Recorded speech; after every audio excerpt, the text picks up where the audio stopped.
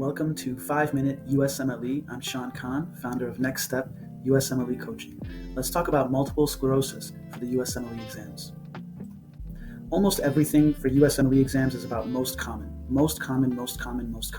The most common presentation for multiple sclerosis for your USMLEs is a young female with some kind of visual disturbance. It might be blurry vision, it might be eye pain. What they're referring to here is optic neuritis. Now, this is inflammation of the optic nerve, cranial nerve 2. Understand that other cranial nerves may very well be implicated in multiple sclerosis. You have palsy of various cranial nerves, but CN2 is your most common cranial nerve that they go after. Remember, one of the most common pathophysiologies of multiple sclerosis is destruction, autoimmune destruction of those oligodendrocytes, which should myelinate your CNS axons.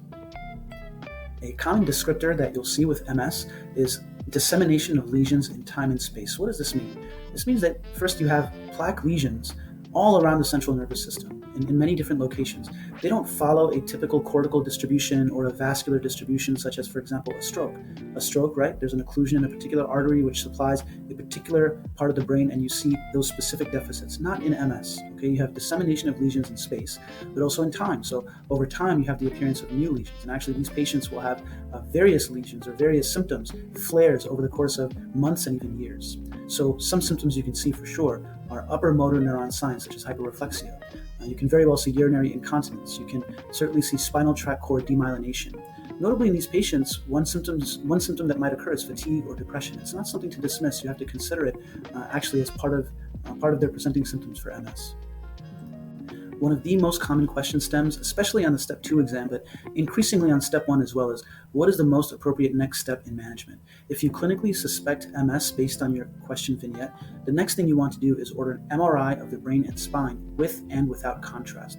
What you'll notice is contrast enhancement of these lesions. What are these lesions? They're called multiple sclerotic plaques. You might also see them described as periventricular white matter plaques. Okay, these are indicating active disease.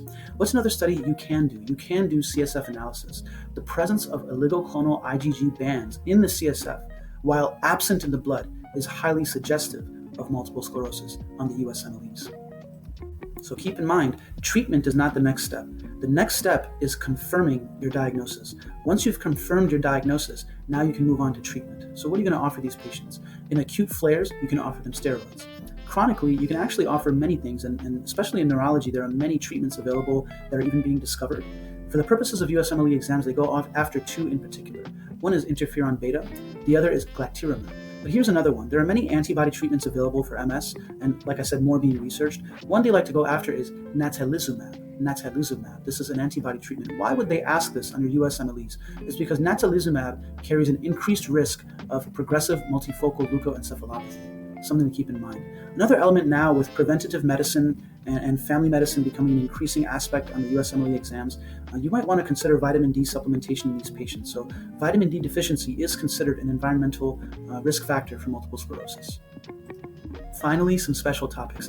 I always keep it very high yield. There is a scope to the USMLE exams. We don't want to go too deep or beyond that scope. But one special topic with MS is internuclear ophthalmoplegia. Now, this is due to a lesion in the medial longitudinal fasciculus. Here's what you need to do. You need to be able to recognize when a clinician is observing this finding, and you need to know that this finding is in close association with multiple sclerosis. So what are you going to observe?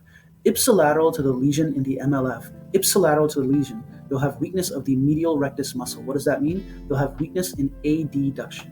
Contralateral to the lesion, you'll have nystagmus. There's a whole lot more going on, but for the scope of your USMLEs, you need to be able to recognize that as a clinical sign, and you need to be able to recognize that this patient is an MS patient, and then you go from there on the next appropriate steps in management or treatment. Another special topic is bilateral trigeminal neuralgia. If you recall, trigeminal neuralgia classically is unilateral. The most common mechanism is considered to be neurovascular compression. If you have a patient and they're having bilateral trigeminal neuralgia, you need to consider multiple sclerosis on your differential. That's just a special topic for you.